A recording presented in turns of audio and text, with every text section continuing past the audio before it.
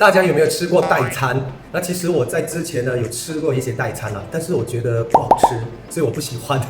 也很少会尝试用代餐来取代我的正餐，因为感觉上我们已经活得很苦了。如果连喜欢吃的东西都不能够吃的话，然后只能够吃代餐啊，有时候真的很折磨自己。但是问题是，很多代餐他们都没有什么味道啊，要不然可能就加了很多 creamer， 加了一些味道，比如说 chocolate 啊 strawberry， 所以他说它很健康，但是你加了这些又好像跟健康扯不上任何的关系。然后有一些代餐还有一些奇怪的化学味道，所以在选代餐这方面呢，我的要求真的是很高了。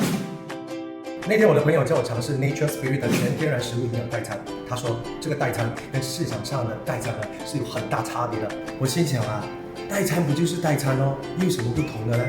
可是当我看到它的包装上所注明的成分的时候啊，我真的有惊喜到，因为都是全天然的植物营养，而且它没有加 creamer、味素、色素、防腐剂或者合成营养等等，感觉上真的很安心。至于好不好喝呢？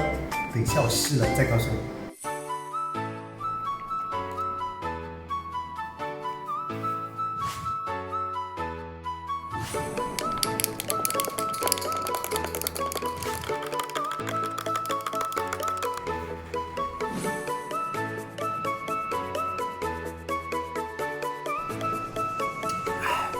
很好喝，我真的没有想到它的口感是那么顺滑可口的，因为他说没有放 creamer 嘛。可是你想想看，如果一个健康营养饮它没有放 creamer， 可是口感却依然那么的温柔的话，就真的很不得了了。而且你一喝下去就可以感受到满满的大豆还有抹茶的香味，但是又没有抹茶那种很干苦不舒服的味道啊，这个我真的很喜欢。而且我喝完整杯之后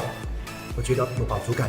所以这一个全天然食物营养代餐呢，有机会大家一定要尝试一下。